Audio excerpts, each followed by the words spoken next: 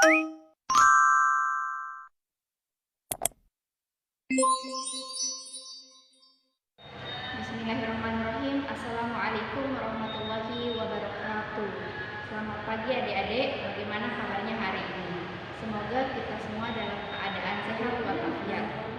Sebelum saya mulai menjelaskan materi, saya ingin memperkenalkan diri terlebih dahulu.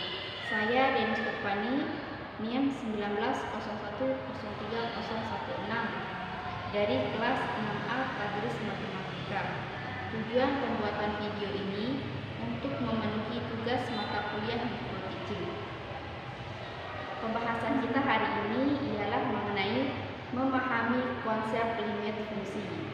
Materi limit fungsi kita dapatkan di kelas 11 SMA ataupun MA. Tapi sebelum kita masuk ke materi limit, kita harus menguasai beberapa materi, yaitu materi fungsi dan materi aljabar. Materi fungsi kita dapatkan di kelas 10 SMA ataupun MA, sedangkan aljabar kita dapatkan di kelas 8 SMP. Nah, sekarang coba kalian perhatikan masalah yang disajikan berikut ini. Seorang atlet bola voli sedang melakukan gerakan smash terhadap bola yang telah dioper menuju ke arahnya. Atlet tersebut melompat dan bergerak menuju bola, sehingga pada saat tertentu dia akan menyentuh bola pada ketinggian tertentu. Atlet tersebut hanya dapat menyentuh bola jika ketinggian tangannya meraih bola sama dengan ketinggian bola. Jika kita amati kasus ini dengan pendekatan koordinat, dapatkah kamu mensketsakan detik-detik pergerakan bola dan atlet sampai tangan atlet menyentuh bola? Kita akan menyelesaikan masalah ini secara bersama-sama. Pertama-tama, kita harus memahami dan mengetahui apa yang diinginkan oleh soal. Nah, soal ini menginginkan kita untuk mensketsakan detik-detik pergerakan bola dan atlet sampai tangan atlet menyentuh bola. Nah, jika kita sketsakan detik-detik pergerakan bola dan atlet sampai tangan atlet menyentuh bola, kita akan menggambarnya seperti ini. Nah, kemudian gambar ini kita akan membuatnya menjadi grafik seperti ini. Nah, dari kedua gambar di samping dapat kita lihat bahwa bola yang dipukul ke daerah lawan disambut oleh salah satu atlet sehingga bola dan atlet bergerak secara berlawanan. Keduanya ini bergerak saling mendekati dan akan bertemu atau bersentuhan di saat tertentu. Nah, gerakan bola yang semakin dekat ke titik temu, demikian juga atlet akan bergerak semakin dekat ke titik temu. Nah, titik temu keduanya ini menunjukkan ketinggian bola dan atlet adalah sama.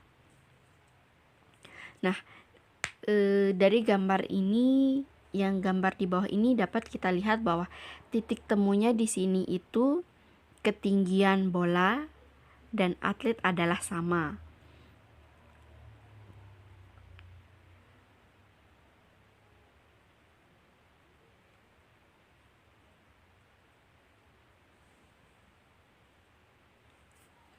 Setelah penjelasan ini, saya berharap adik-adik sudah dapat memahami konsep limit fungsi.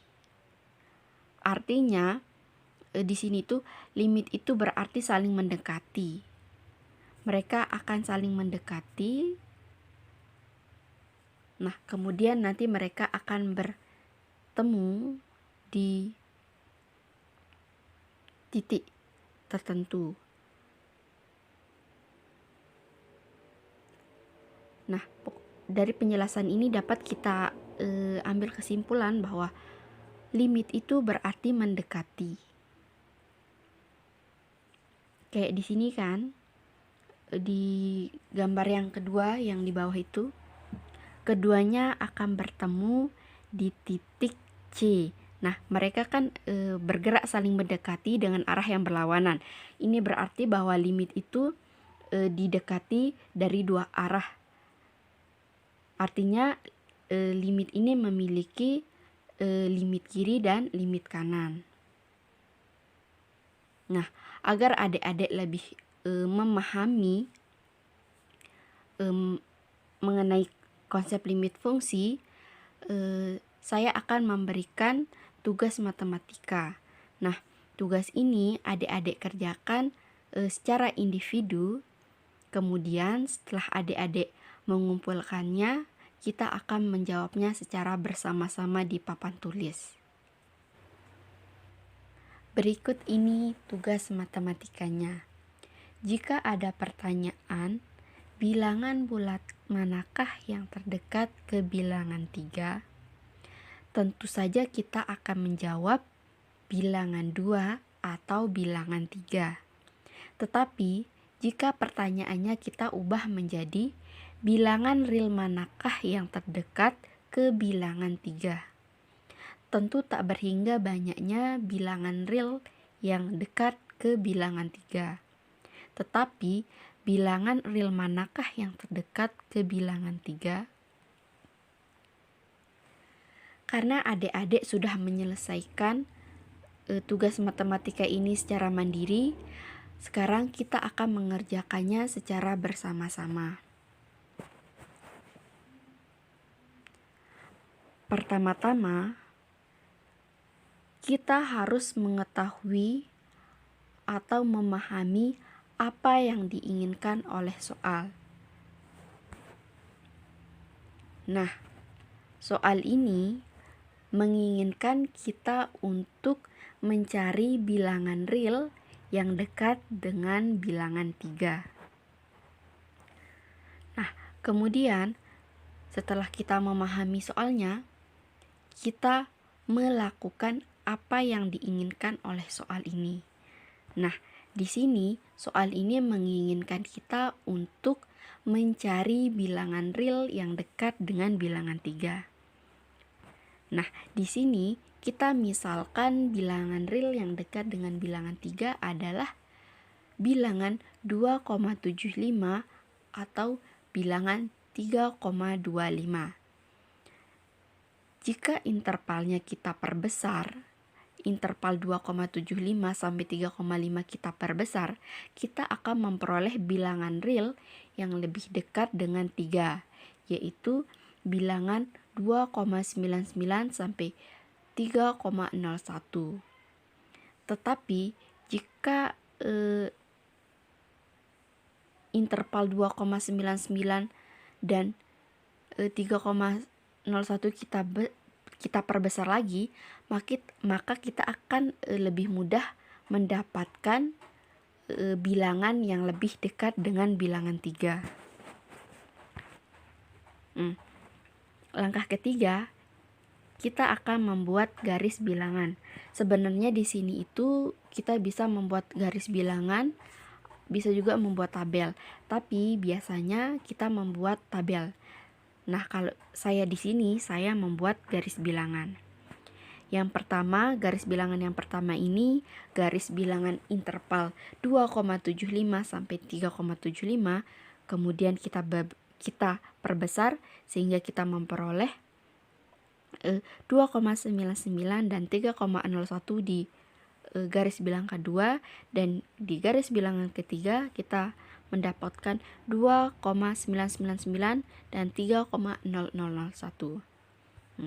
Setelah kita membuat garis bilangan ini, kita akan menginterpretasikan garis bilangan tersebut.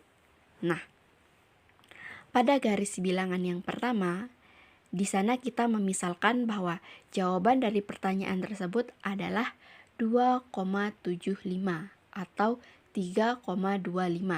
Tetapi itu bukan jawaban yang paling tepat untuk pertanyaan tersebut.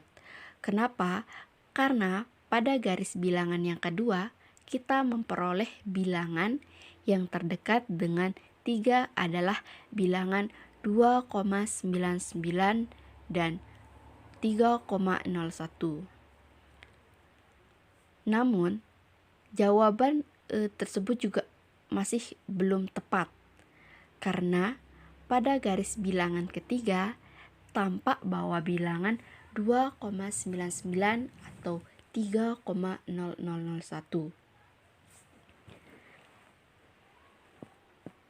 Nah, tapi pada garis bilangan ketiga ini, nah di sini kan itu garis bilangan ketiga itu di sana ada titik-titik di samping kiri dan kanan 3. Kenapa di sana kita taruh titik-titik?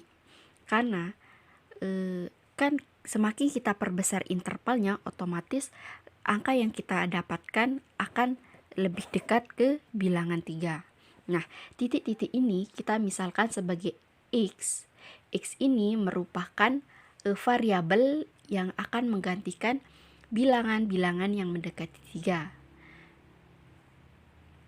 Nah, jika X-nya adalah semua bilangan yang mendekati 3 dari arah kiri, maka kita akan menuliskannya seperti ini. Nah, jika yang mendekatinya adalah dari arah kiri, kita akan menulisnya seperti ini. Kita akan menambahkan minus di atas 3.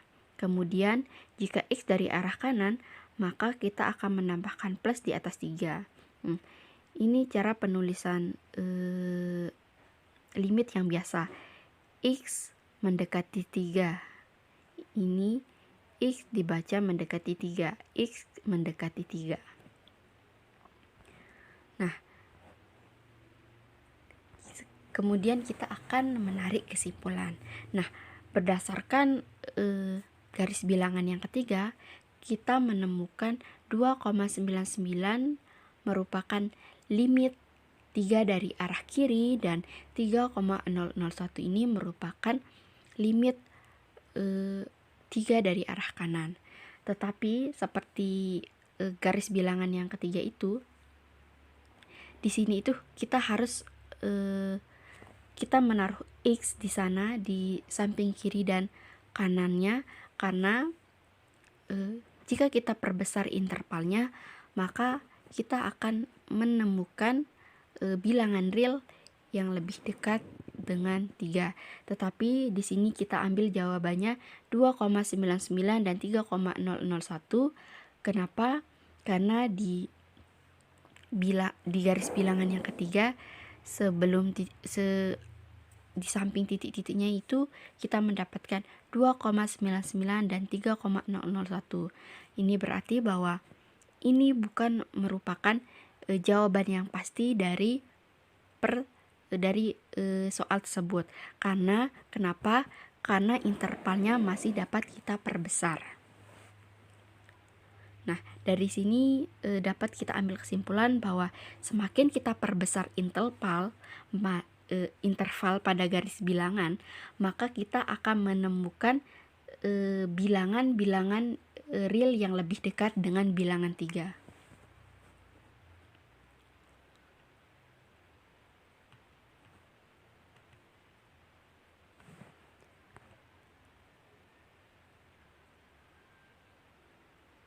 Nah, kesimpulan pembelajaran kita hari ini ialah limit itu merupakan nilai yang didekati oleh fungsi saat suatu titik mendekati nilai tertentu. Simpelnya itu limit itu merupakan berarti mendekati. Nah, bentuk matematika limitnya itu seperti ini. Limit X mendekati A, fx sama dengan L. Ini berarti bahwa jika X mendekati A, maka fx sama dengan L. Limit itu memiliki limit kiri dan limit kanan. Syarat suatu limit itu ada dua. Yang pertama, limit X mendekati A dari arah kanan, fx sama dengan L, yang berarti ini limit kanan. Kemudian limit X mendekati A dari arah kiri, fx sama dengan L, ini limit kiri. Limit kiri itu sama dengan limit kanan. Nah, jika ini memenuhi, maka bisa disebut dengan limit. Semoga pembelajaran hari ini dapat bermanfaat bagi kita semua. Terima kasih atas perhatian adik-adik. Lebih dan kurangnya saya mohon maaf. Wassalamualaikum warahmatullahi wabarakatuh.